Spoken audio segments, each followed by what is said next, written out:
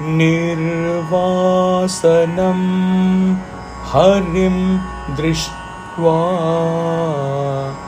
tūṣṇīṃ viṣayadantinaḥ palāyante na śaktāste sevante kṛtacāṭavaḥ.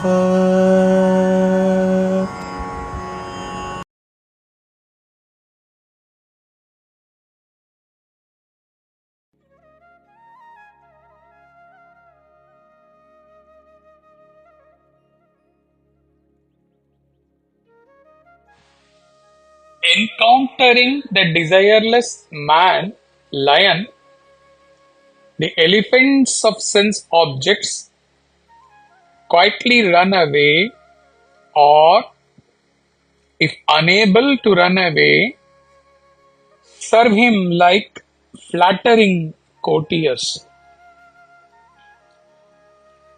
He wrote the first line seated in Bhiwadi. On reading this, a milestone verse in itself.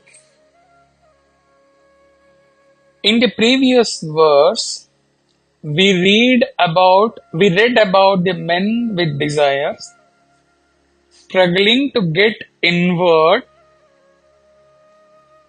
when the sense objects torture them. This verse, in perfect sequence, is on the desireless man of wisdom. Desireless man is projected by Ashtavakra in this verse as the lion. Lion is the king of forest. Here, the Jivan Mukta, who has conquered desires, is the king of kings, emperor of emperors, Shahenshah of Shahenshahs, as the sage from Ananda Kutir rose. And what are these sense objects? In this verse, the sense objects are referred as elephants. No doubt, elephant is a mighty force. Sense objects are as powerful as elephant in the jungle. They can crush the jiva. That means they can crush the jiva's peace. They can cause terror and fear to jiva when the jiva succumbs to them, succumbs to the fear of sense objects attacking them. But all this happens till the time the lion is not there. When the lion roars, the elephant retraces its step. The elephant of sense objects cannot stand before the lion, the desireless Jivan Mukta.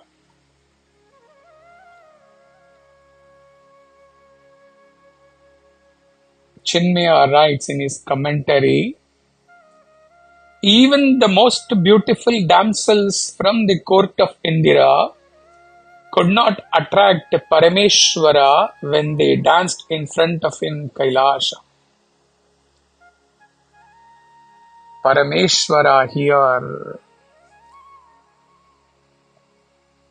expresses the state of a man of wisdom who has gone beyond the sense objects.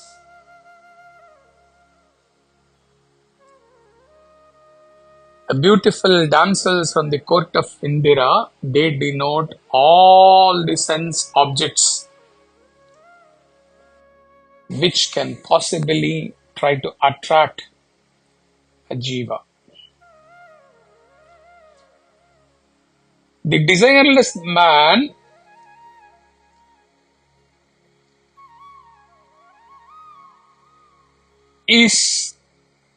has left back all possible desires,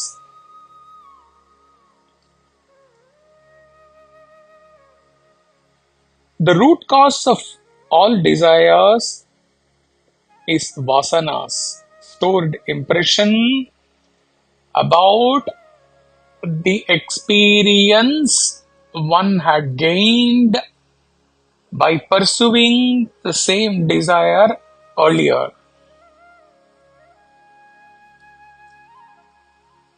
And what happens when vasanas push the desires? Man acts with such desires, and such act again adds to his vasanas.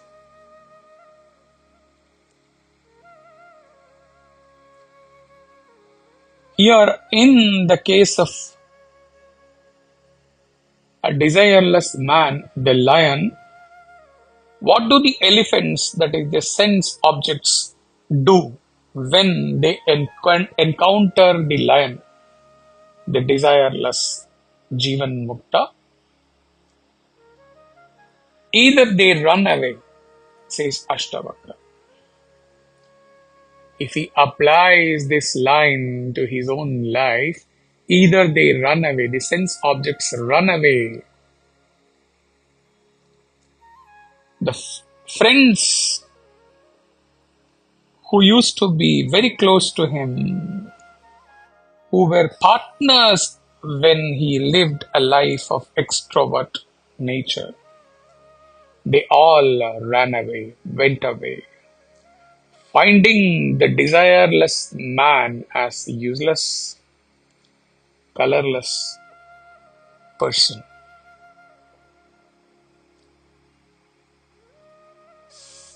Those few who were attached to him went away, as he was no more the same person to respond to the type of communication, to the way of life in which they were attached to him earlier.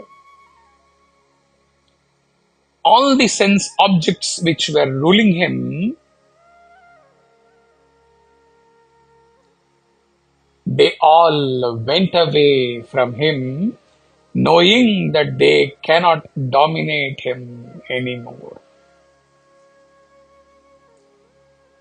So either they ran away, or the second one is what? Or they serve him like the ministers in royal court serve the king. In his own life, all the senses who served him in his earlier life as a jiva, the same senses, the same objects served him in the divine mission of teaching, Lord's guidance, Lord's instruction. Music,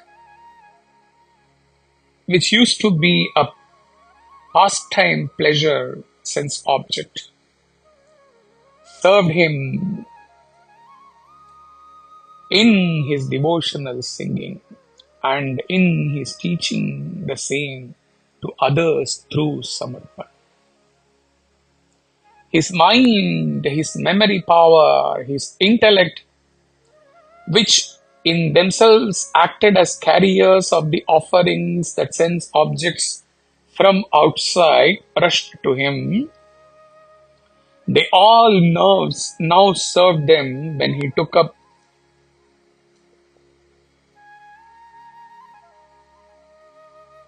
first going through all the divine treaties, and then when intuitively he started sharing the nectarine essence of all the treaties to few sadhakas. How could Ashtavakra come up with such a verse which would stand true for all the realized masters in all centuries, in the past, in all centuries, to come in the future. Commentary lines.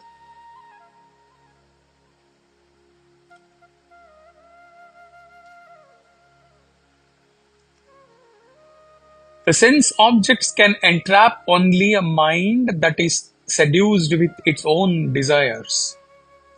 The desireless man is a lion among the elephants of sense objects, declares sage Ashtavakra. Though elephants are powerful creatures, they cannot encounter the king of beasts, and they take to their heels. Bhagavad Gita says, the objects of the senses turn away from the abstinent man, leaving the longing behind. But his longing also turns away on seeing the Supreme. In case the sense objects are unable to run away from the Master, they are still there with the Master. They surrender completely to the will of the Master, and they seek to serve him as psychopaths in the imperial court of a tyrant king. Hariṃ. Tat Sat.